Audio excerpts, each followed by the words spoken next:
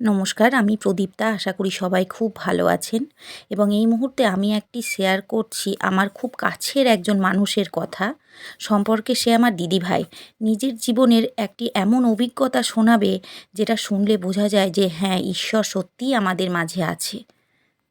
তো চলুন শুনে নেওয়া যাক দিদিভাইয়ের নিজের মুখে তার সঙ্গে ঘটে যাওয়া সেই অভিজ্ঞতার কথা। আমার নাম অমলা ঘোষ। আমি পূর্ব বর্ধমান জেলার খুব ছোট্ট শহর কাটোয়াতে থাকি। আমি খুব ছোটবেলা থেকেই পরম প্রেমময় শ্রী শ্রী ঠাকুর অনুকূলচন্দ্রের মন্ত্রশিষ্যা। খুব ছোটবেলায় দীক্ষা নিয়েছিলাম, তখন খেলার ছলেই নিয়েছিলাম। কিন্তু এখন যত বড় হয়েছি, ঠাকুরের দয়া যেন এখন প্রতি পদে পদে আমি ঠাকুরের দয়াটা অনুভব করতে পারি। প্রত্যেকের জীবনের গুরু খুব দরকার। গুরু তো আমাদের আলো দেখান। আমি হয়তো সবটা ঠাকুরের করে উঠতে পারি না, কিন্তু ঠাকুর যেন আমাকে দুহাত দিয়ে আগলে রেখেছেন। আমি সেরকমই একটা খুব ছোট্ট ঘটনা, ঘটনাটা আমার কাছে অনেক বড়, কিন্তু আমার জীবনের সব থেকে মূল্যবান একটা ঘটনা আমি রিসেন্ট ঘটে যাওয়া, সেটা আমি আপনাদের কাছে একটু বলতে চাই। ঠাকুর আমাকে বহুবার যেন বাঁচিয়েছেন। কিন্তু এই সদ্য আমি কলকাতায় গেছিলাম, একটু ঘুরতে গিয়েছিলাম, বেড়াতে গিয়েছিলাম। সেখানে সারাদিন সেখানে আমি খুব এনজয় করেছি, ঘুরেছি, বেরিয়েছি, ছবি তুলেছি, সমস্ত যা করার করেছি। ফেরার পথে আমি যখন ফিরছি, হঠাৎ আমি সুস্থ ছিলাম, হঠাৎ আমি যখন উঠে আসছি, তখন আমার ভীষণভাবে শরীরটা খারাপ করতে আরম্ভ করলো। এত শরীরটা খারাপ করতে আরম্ভ করলো যে আমি একদম মাথা, কপাল একদম স্ট্রোকের পূর্ব লক্ষণটা যেরকম হয়, ঠিক ওই রকমটা আমি যেন অনুভব করলাম। আমি তো জীবনে কোনোদিন এরকমটা হয়নি।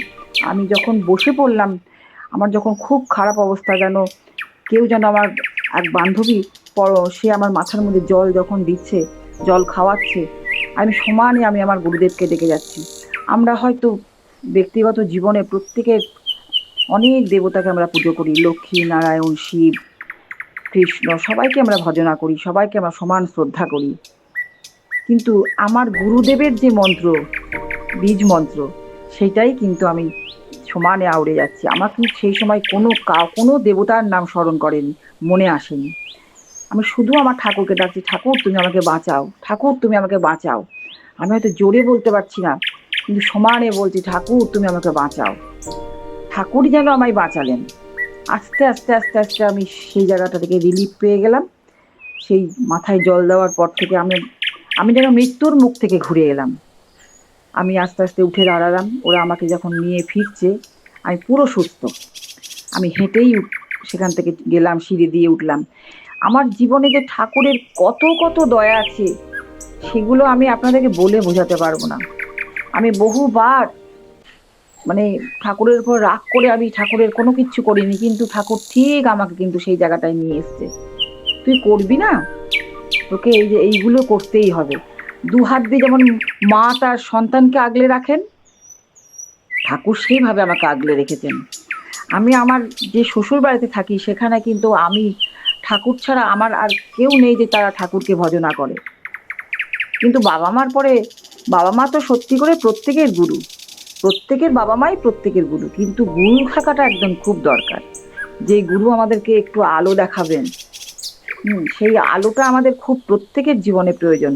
যেটা আমি খুব উপলব্ধি করেছি, এই ছোট্ট একটু কথা আমি আমার বোনে বোনের মতো আমার বোন, সে আমার আমার ভাইয়ের বউ, আমি তাকে একটু জানিয়ে আমার খুব ভালো লাগলো যে আমি সবাইকে এটা বলেছি যে আমি কিভাবে ঠাকুরের এই দয়াটা পেয়েছি। এই দয়াটা যে আমি কিভাবে পেয়েছি, আমি আপনাদের কাউকে বলে বোঝাতে পারবো না। ঠিক যেন মনে হচ্ছে ঠাকুরই আমাকে মাথায় জল দিল, ঠাকুর যেন আমাকে আস্তে আস্তে আস্তে সুস্থ করলো। সেই মুহূর্তে যে কোনো বিপদে পড়লে আমি কিন্তু আমার গুরুদেবের নাম ছাড়া কোনো নাম আমার মাথায় আসে না, কোনো নাম মাথায় আসে না। আমি তখন চিৎকার করে ওই নামটা করতে থাকি। আমি জানি আমি গুরুদেবের দয়া পাবো এবং তিনি আমাকে বাঁচিয়ে ফিরবেন।